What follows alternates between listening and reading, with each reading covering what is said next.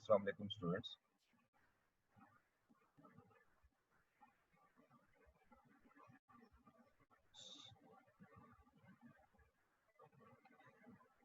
Assignment कल की वाली निकालते हैं जो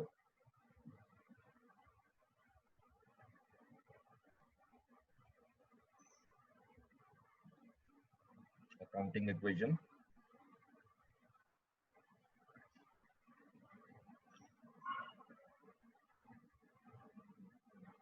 आज question number 5। Question number 5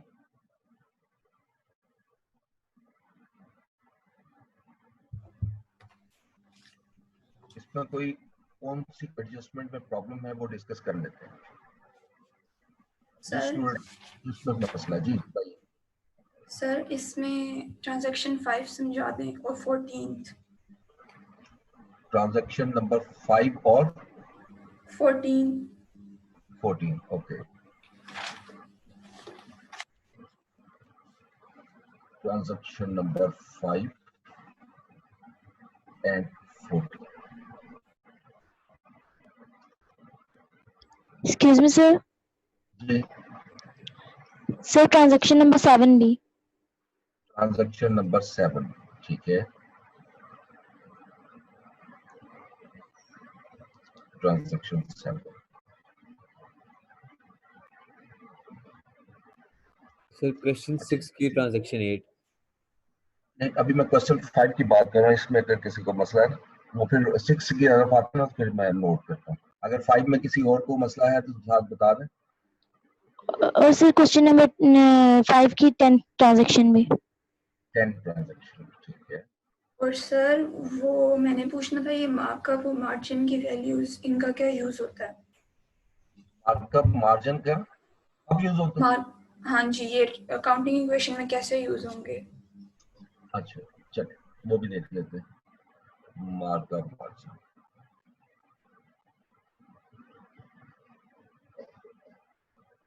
sir transaction number 9 भी बता दें। ट्रांजैक्शन नंबर 9 ठीक है। ठीक है जी स्टार्ट लेते हैं। बिस्मिल्लाह। Transaction number 5। इस ट्रांजैक्शन में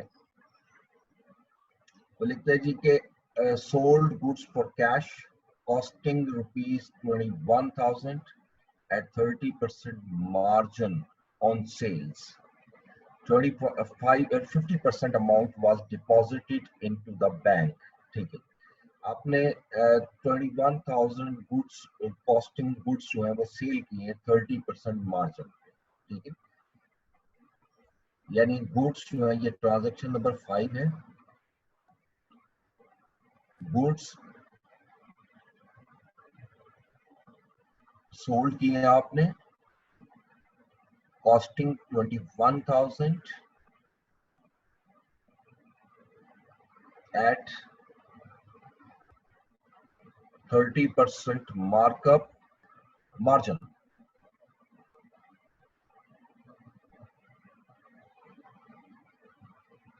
Margin on sales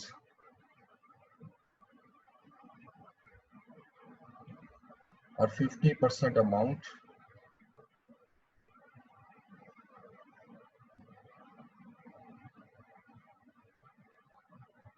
was deposited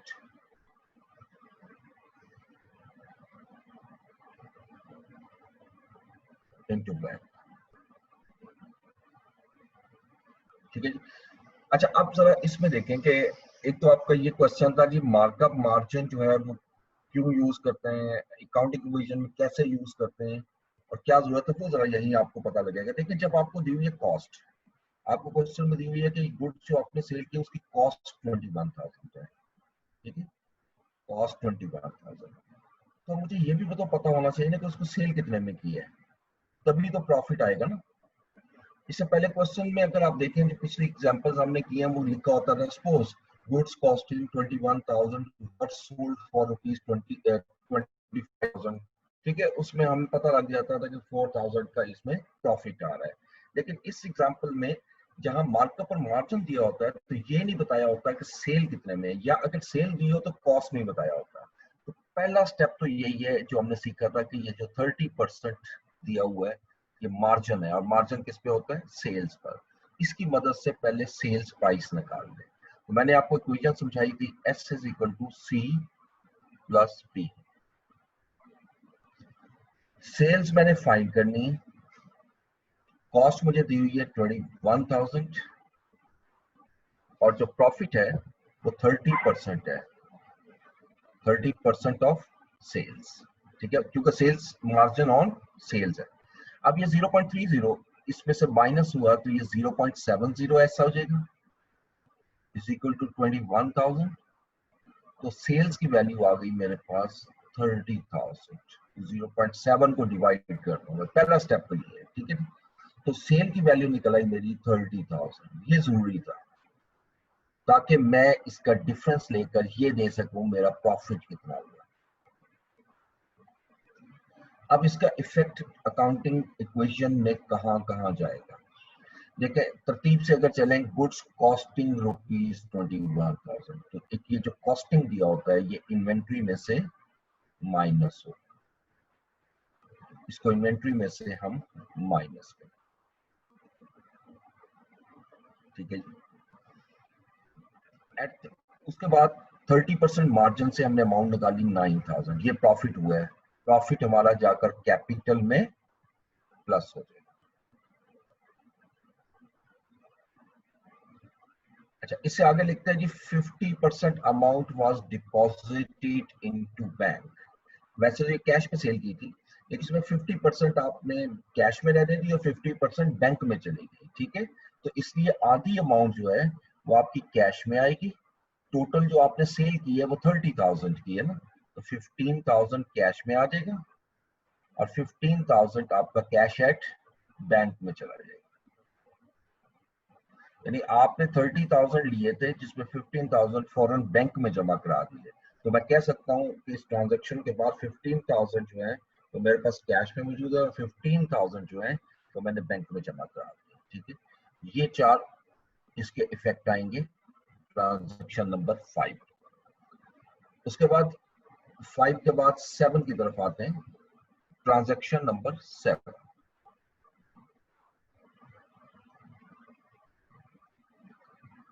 sold goods to Mujahid at 60,000। अच्छा, अब उसने कहा जी सेल्स की है आपने मुजाहिद को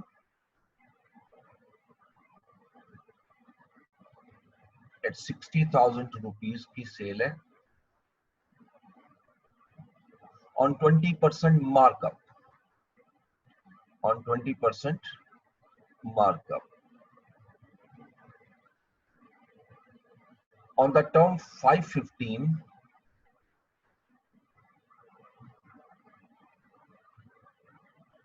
N35।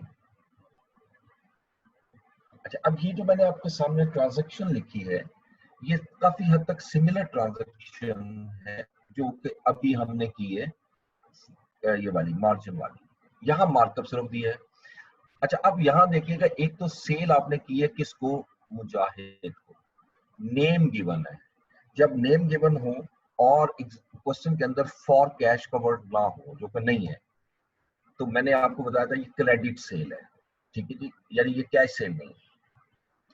अच्छा, अब ये जो 60,000 है इसके साथ वर्ड है एट 60,000, यानी सेल आपने 60,000 में की। इसका मतलब सेल 60,000 में की है तो कॉस्ट क्या थी? मुझे कॉस्ट चाहिए।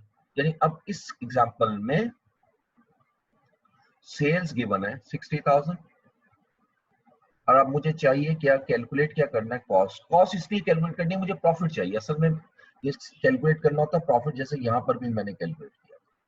अब यहाँ कॉस्ट गिवन थी और मुझे प्रॉफिट चाहिए। प्रॉफिट निकल ही नहीं सकता जब तक सेल नहीं निकालो। सेम इसी तरह यहाँ सेल दी हुई है और मुझे प्रॉफिट चाहिए, और प्रॉफिट है कॉस्ट पे। देखो मार्कअप, मार्कअप होता है ऑन कॉस्ट, हमेशा याद रखिएगा, मार्कअप ऑन कॉस्ट। और कॉस्ट गिवन नहीं है तो मुझे पहले कॉस्ट निकालनी पड़ेगी। अब कॉस्ट निकालने के लिए मैं उसी फार्मूले को यूज कर रहा हूँ, S is equal to C plus P। अब सेल्स प्राइस यहाँ गिवन है 60,000 कॉस्ट मैंने फाइंड करनी है और प्रॉफिट कितना है 20%, 0.20 ऑफ सी। ठीक है, अब इन दोनों को प्लस करके यहाँ डिवाइड कर देते हैं, तो cost is equal to 60,000 divided by 1.20, that is equal to ₹50,000। अब मेरी कॉस्ट आ गई 50,000। अब now I am in a position to say that goods whose cost was 50,000 were sold for ₹60,000, तो 10,000 मेरा प्रॉफिट आया। ठीक है जी, अब इसके काउंटिंग इक्वेशन में इफेक्ट्स कहां कहां जाएंगे वो देख लेते हैं। Effects on transaction,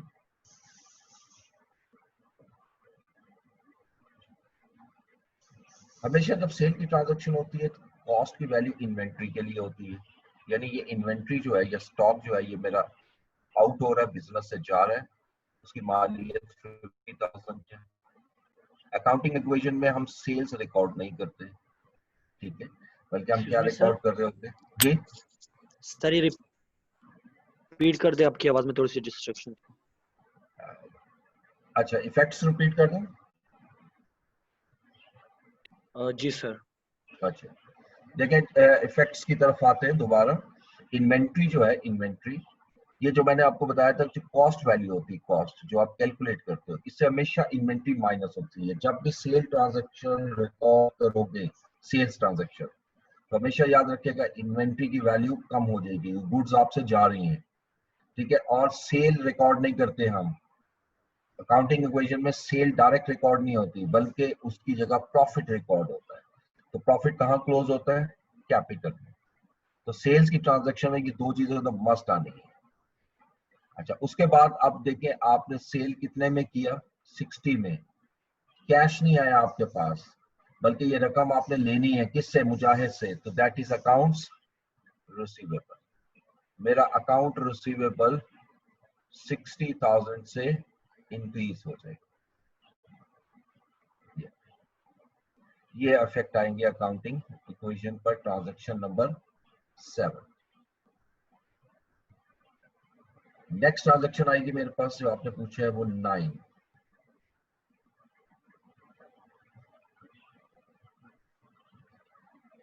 paid 50% amount to निहाद enterprises, यानी 50% अमाउंट आप पे कर रहे हैं निहाद को।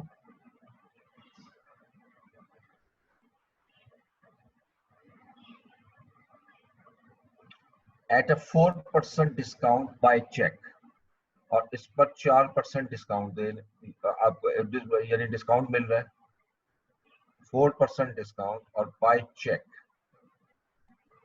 कंपैरेटिवली इजी ट्रांजैक्शन, लेकिन आपको सिर्फ यहाँ प्रॉब्लम ये हुई है जो थोड़ा सा मुझे नजर आ रहा है कि अमाउंट कहाँ है। तो इससे पिछली ट्रांजैक्शन को रेफर किया जाता है ऐसे केस में। इससे पहले एक ट्रांजैक्शन नेहाद की लाजमन हुई होगी, उसको देखना पड़ेगा।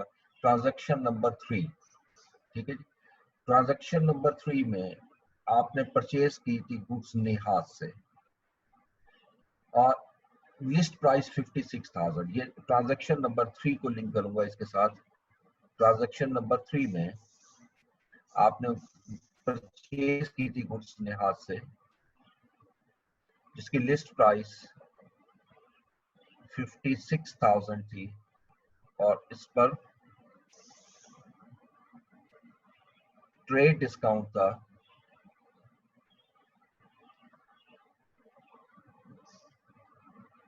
15%, ठीक है। और ट्रेड डिस्काउंट हम पढ़ चुके हैं कि हम डायरेक्टली अमाउंट से माइनस कर देते हैं, ठीक है जी। तो अब इसका मतलब ये हुआ कि आपने जो परचेज किया था वो उस ट्रांजैक्शन में, ट्रांजैक्शन 3 में अमाउंट कितनी दी थी? 56,000 का 85%, यानी 15% मैंने लेस कर दिया तो बाकी 85% आया ना। तो मैं डायरेक्ट 85% जो है वो कैलकुलेट कर देता हूँ। 56,000 का 85% आता है 47,600। ये अमाउंट थी ट्रांजैक्शन नंबर 3 में। अब आइएगा इसकी तरफ, 50% अमाउंट आप पे कर रहे हो। अब इस अमाउंट का 50%, ठीक है, इस अमाउंट का 50% लेंगे तो कितना आएगा, यहीं पे कैलकुलेट कर लेते हैं।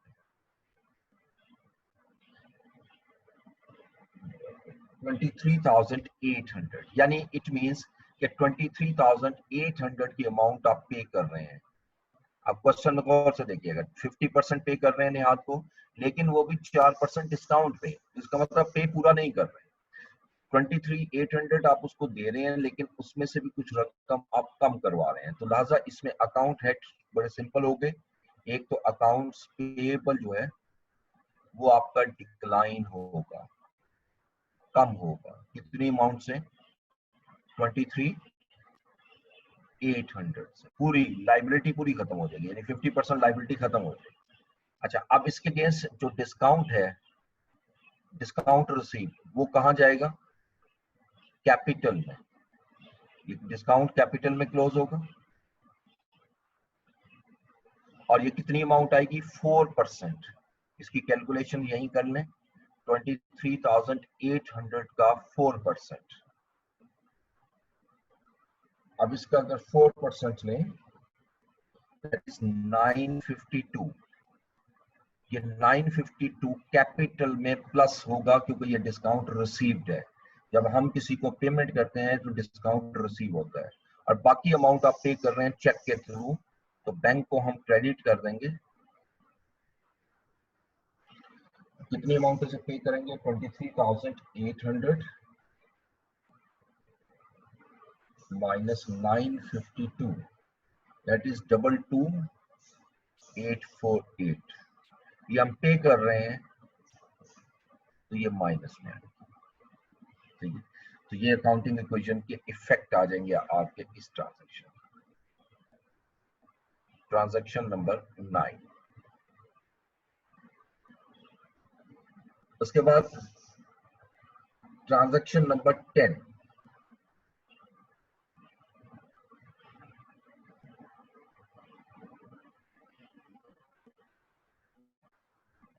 ट्रांजैक्शन 10 में कह रहे रिसीव 40% अमाउंट फ्रॉम मुजाहिद, यानी 40% आप रिसीव कर रहे हो फ्रॉम मुजाहिद।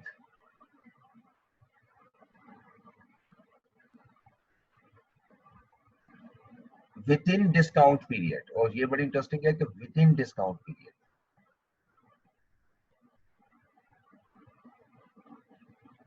इसकी डिस्कशन अभी करते हैं, ये क्या है विद इन डिस्काउंट पीरियड। और 50% amount was deposited into the bank on same day. 50% deposit हो गया, ये पहले भी एक एंट्री में हमने ये चीज पढ़ी है, जो कैश आया उसका 50% बैंक में जमा हो गया, जैसे ये की, ठीक है। अच्छा, आप आइएगा, पहले इसमें एक मुझे अगेन वही प्रॉब्लम आ रही है जो पिछले में हमने की थी, अमाउंट नहीं है। इससे पिछली ट्रांजैक्शन होगी, और इंटरेस्टिंग बात है इसकी पिछली ट्रांजैक्शन ये आ रही है 7। आपने सेल की थी मुजाहिद को 60,000 में, तो ये तो सेल 60,000 में है, ठीक है जी। और इसके साथ ये टर्म है, ये देखिएगा 515, ये जब लिख रहा है ना without with in discount period, यानी इसका मतलब कि ये जो 40% अमाउंट है ये 15 दिन के अंदर अंदर आ रही है। जब 15 डेज के अंदर पेमेंट करेगा मुझे, तो मैं उसको कितना डिस्काउंट दूंगा, ये डिस्काउंट यहाँ से मिलेगा आपको 5%। तो लिहाजा ये डिसाइड हो गया कि इस पर डिस्काउंट जो है वो 5% आएगा, और अमाउंट मैंने 40% रिसीव किया। तो पहले अमाउंट निकाल लेते हैं कितनी है, इनवॉइस की अमाउंट बनती कितनी है, 40। आपकी इनवॉइस थी 60,000 की, ट्रांजैक्शन नंबर 7, इसका 40% आप रिसीव कर रहे हैं, यानी विच इज 24,000। हालांकि पूरा 24 आपको रिसीव नहीं हुआ, लेकिन 5% डिस्काउंट भी मिला है, वो बात का मसला है। लेकिन पहले इनवॉइस की अमाउंट निकालनी, जैसे यहाँ पर भी पहले अमाउंट फिर उसको हमने कन्वर्ट किया था, ठीक है। ये पहले याद रखिए, पहले ये अमाउंट निकली थी आपकी, ये अमाउंट निकल आई, उसके बाद यहाँ डिस्काउंट लाए थे। अब जैसे ये हो गया, अब स्टार्ट करते हैं हम। सबसे पहले देखिए, हमें पेमेंट रिसीव हो रही है, तो अकाउंट्स रिसीवेबल मेरा कम हो जाएगा, और अकाउंट रिसीवेबल मेरा कम होगा कितनी अमाउंट से, 24,000 से, ये जो अभी अमाउंट निकाली। लेकिन दूसरी तरफ इसका इफेक्ट ये आएगा, कैपिटल भी कम हो जाएगा। अब कैपिटल कम होगा डिस्काउंट की वजह से, और क्योंकि यहाँ डिस्काउंट अलाउड है, जब हम किसी को डिस्काउंट देते हैं तो ये हमारा एक्सपेंस है और उसकी वजह से हमारा कैपिटल कम हो जाता है। तो 24,000 का 5% मैं लूंगा, विच इज 1200। ये कैपिटल में से माइनस होगा। अच्छा अब देखिएगा, 24,000 मैंने लेना था, 1200 मैंने डिस्काउंट दे दिया, तो रिमेनिंग अमाउंट कितनी आ गई, 22,800। अब इस अमाउंट का 50% जो है, 50% आपने डिपॉजिट करवा दिया, 50% बैंक में, तो इसको बैंक में ले जाएं 50% को, यानी 11,400 ये बैंक बैलेंस बढ़ा, और बाकी जो अमाउंट है 50% वो आपका कैश बैलेंस को इंक्रीज करेगी 11,400। ठीक है जी, these are the effects of transaction number 10। Sir जी जो ट्रांजेक्शन 7 है उसमें हमने वो यूज क्यों नहीं किया 5 और 15 को डिस्काउंट? अच्छा क्यों नहीं किया, ठीक है। देखिए जिस दिन आप सेल कर रहे हो ना, उस दिन आपने ऑफर किया उसको, this is term is just an offer. ठीक है, कि if Mujahid will pay us within 15 days, then we will allow the 5% discount, right? So when we are going to sell the goods, at that time, how can I say the discount will be availed or not, right? And this discount is basically linked with cash, not with sales. यानी cell तो आपकी 60,000 की है, ये cell से relate नहीं करता, ये रिलेट करता पेमेंट से, यानी अगर वो 15 दिन में पेमेंट करेगा तब डिस्काउंट मिलेगा, अदरवाइज उसको पूरे 60,000 देने। इसलिए जिस दिन 7 ट्रांजैक्शन हुई थी उस दिन मैं ट्रांजैक्शन पूरी 60,000 से रिकॉर्ड करूँ, मुझे कंफर्म नहीं है कि वो डिस्काउंट लेगा या नहीं लेगा। ठीक है, इस वजह से हमने वहां लेस नहीं किया। ट्रांजैक्शन, लास्ट ट्रांजैक्शन आपने बोली थी 14, transaction number 14, this one. Excuse me sir, जी सर ये 22,800 ये जो 50% है ये वो बाकी है? नहीं, 50% नहीं, ये डिस्काउंट के बाद की अमाउंट है, और इसका 50% जो है ना वो कैश और बैंक में आएगा। ठीक है सर। ठीक है, ओके जी, अब आइएगा नेक्स्ट में।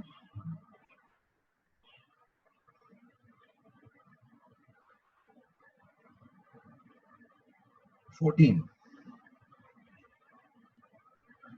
ट्रांजैक्शन में हमें वो ये लिख रहा है जी कि old vehicle was sold for rupees 140,000 and settlement was paid by check।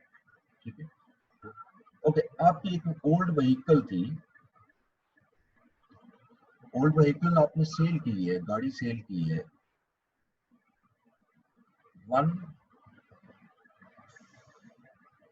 Sold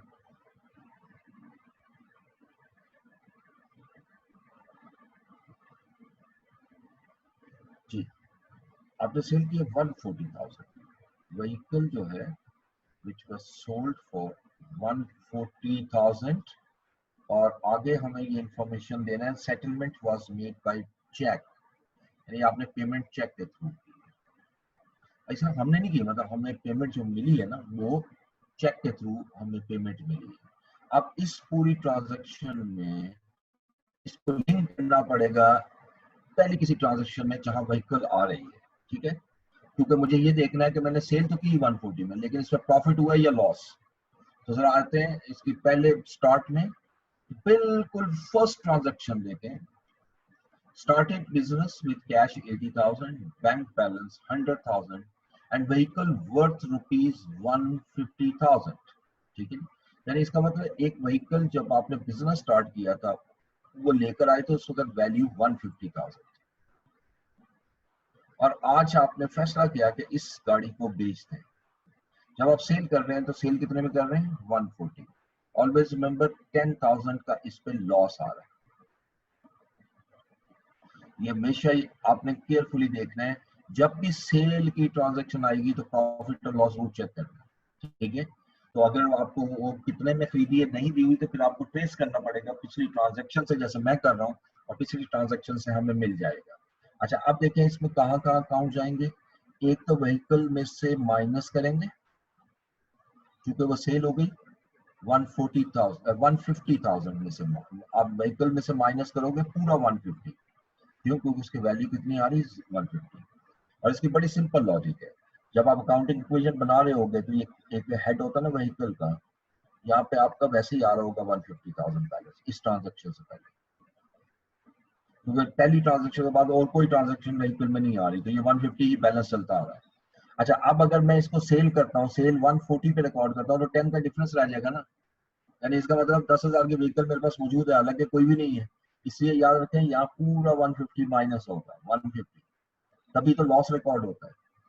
अच्छा, दूसरी तरफ बैंक अकाउंट में मेरे पास पेमेंट आ रही है चेक के थ्रू, और पेमेंट जो मुझे आ रही है 140, मेरा बैंक बैलेंस 140,000 से इंक्रीज होगा, ठीक है। और third and last is loss, और लॉस कहाँ जाएगा? कैपिटल, और लॉस की वजह से कैपिटल का बैलेंस बढ़ेगा नहीं बल्कि कम हो जाएगा। ये 10,000 इसमें से हम minus. These are the effects of। Excuse me sir, हम व्हीकल के नीचे 150,000 लिखेंगे? जी बिल्कुल, क्योंकि जब आप सेल कर दोगे तो इसका नेट बैलेंस 0 होना चाहिए।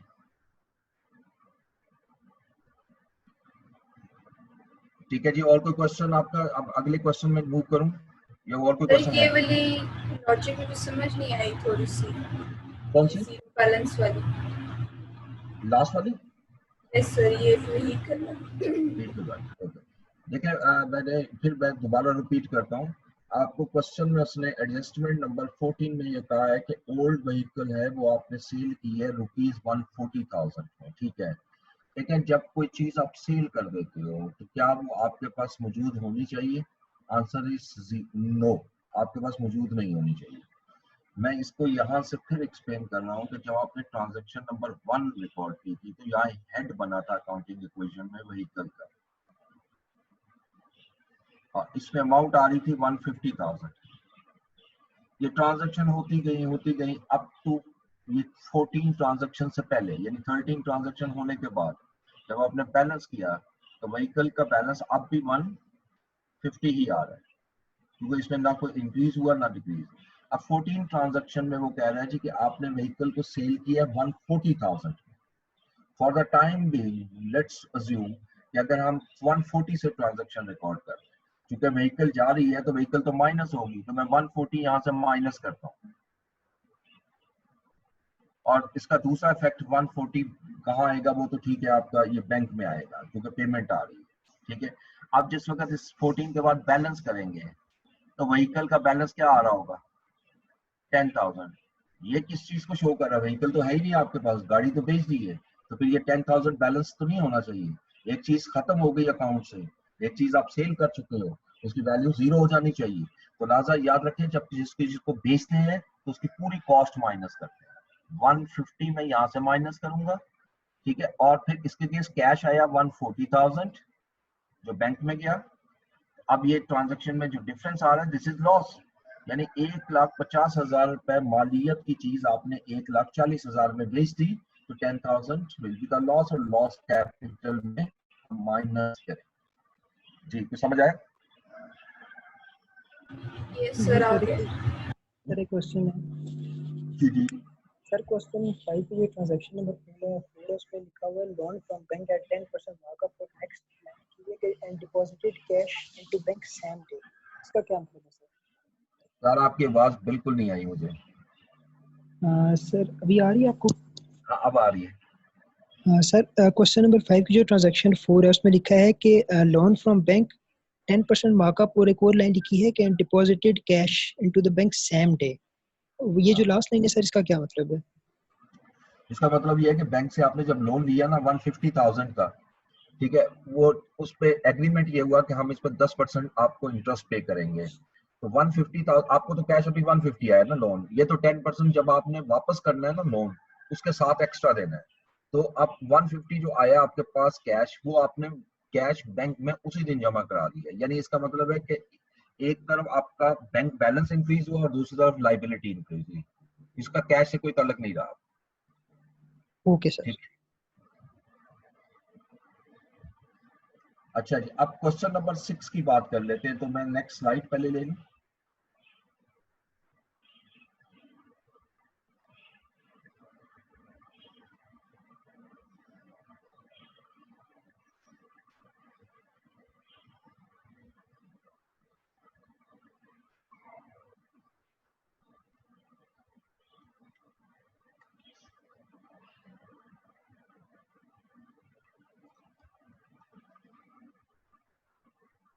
जी, अब नेक्स्ट स्लाइड आ गई है। अब मुझे बताइएगा कि क्वेश्चन नंबर जो 6 थी उसमें कहाँ कहाँ प्रॉब्लम है, किस किस को डिस्कस करें।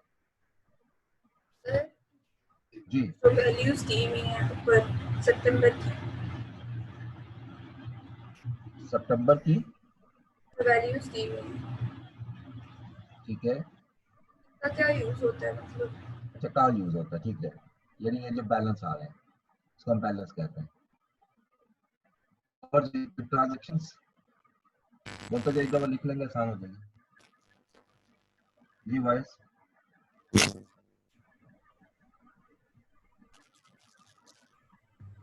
जी वाइस ट्रांजैक्शन 8 सर, ट्रांजैक्शन 8 है 8। जी सर। जी बोलिएगा आगे आयशा, और कोई स्टूडेंट।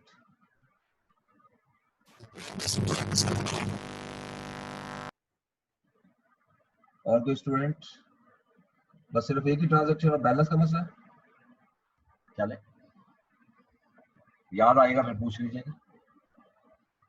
अच्छा, सबसे पहली बात तो ये है कि इस क्वेश्चन के अंदर अगर आप देखें तो हम स्टार्ट लेते हैं।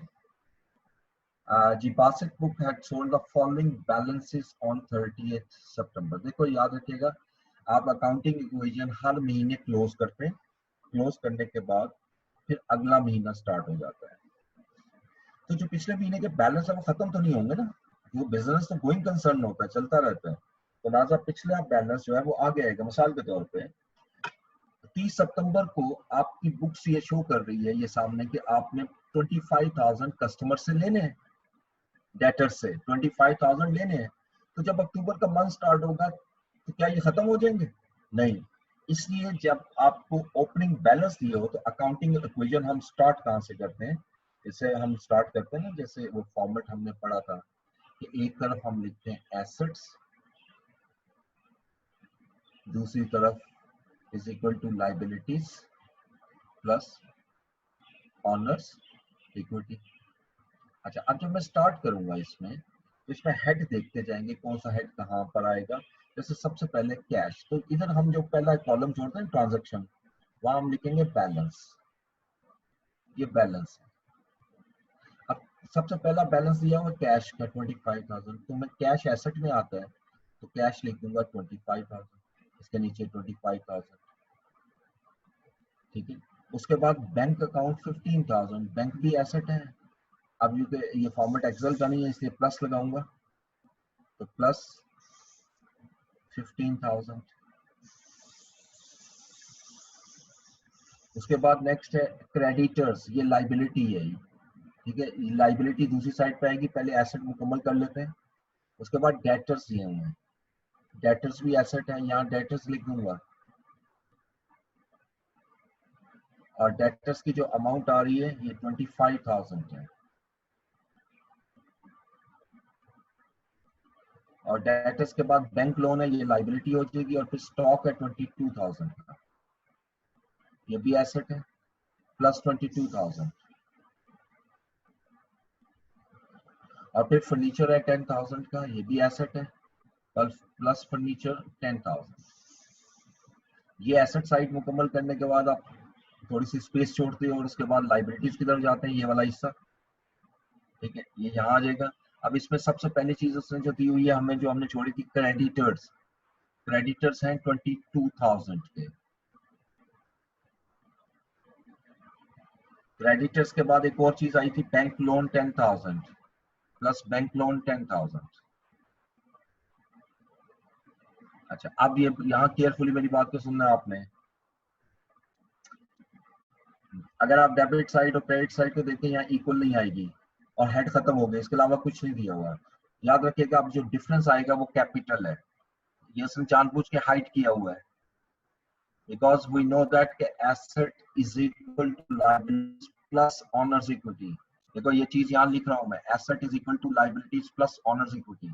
owners equity उसने नहीं दी हुई है हमें क्वेश्चन में, तो इसका मतलब है कि asset माइनस liabilities करूंगा तो ये owners equity आ जाएगा, जिसको कैपिटल कहेंगे।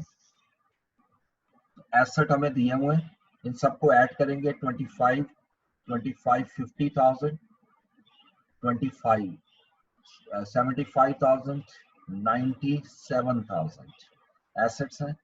97,000 में से 32,000 लेस कर दें तो ये आ जाएगा जी 97 में से 32 मैंने लेस किया तो 65,000।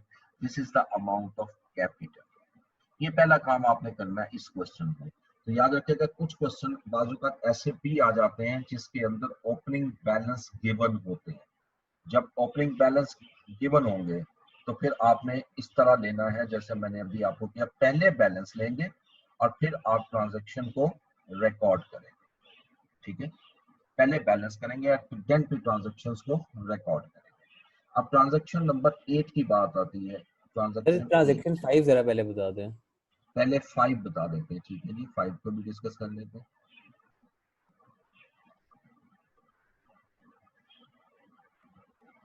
ट्रांजैक्शन नंबर 5 में वो कहते हैं जी, goods sold for cash ₹10,000 at 25% markup and goods costing 6,000 were sold at 25% margin on credit। असल में इसने इस ट्रांजैक्शन में दो डिफरेंट ट्रांजैक्शन को कंबाइन कर दिया है। ठीक है, तो परेशान नहीं होना, दोनों को अलग लेके भी सॉल्व करेंगे तो बिल्कुल ठीक होगा। अब ये मैं करके दिखाता हूँ। तो सबसे पहली चीज तो ये है, वो ये लिख रहा है, थोड़ा सा हिंट के लिए यहाँ लिख रहा हूँ कि गुड्स सोल्ड जो आपने की है फॉर ₹10,000। ठीक है जी, एक मिनट, गुड्स सोल्ड फॉर ₹10,000 जी। गुड सोल्ड की आपने 10,000 रुपीज में, और इससे वो लिखते हैं जी कि 25% मार्कअप पे की है आपने, और ये कैश पे की है, ऑन कैश। और साथ ही वो फर्दर हमें इंफॉर्मेशन देता है, और गुड्स जिनकी कॉस्टिंग कॉस्ट 6,000 थी वो भी आपने सेल की है, लेकिन ये सेल की है आपने 25% मार्जिन पे, और ये ऑन क्रेडिट है। तो ये दो डिफरेंट ट्रांजैक्शन की हैं, इसको आप कंबाइन कैसे करेंगे उसको देख लेते हैं। तो पहले इसमें दोनों कैलकुलेशन करनी पड़ेगी, मुझे प्रॉफिट निकालना है दोनों ट्रांजैक्शन में। ठीक है, दोनों ट्रांजैक्शन में प्रॉफिट निकालना है। एक मिनट होल्ड कीजिएगा, मेरे ख्याल रिकॉर्डिंग नहीं हो रही, तो पूछ लेते हैं आईटी वालों से।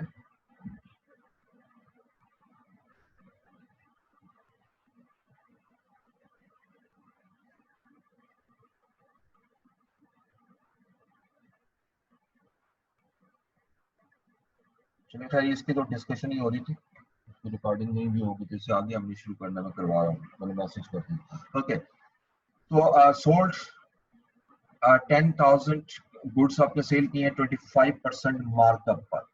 तो जरा पहले हिस्से में मुझे क्या चाहिए, प्रॉफिट। दूसरे हिस्से में क्या चाहिए, प्रॉफिट। ठीक है, तो प्रॉफिट के लिए पहले हिस्से में देखते हैं, ये पहला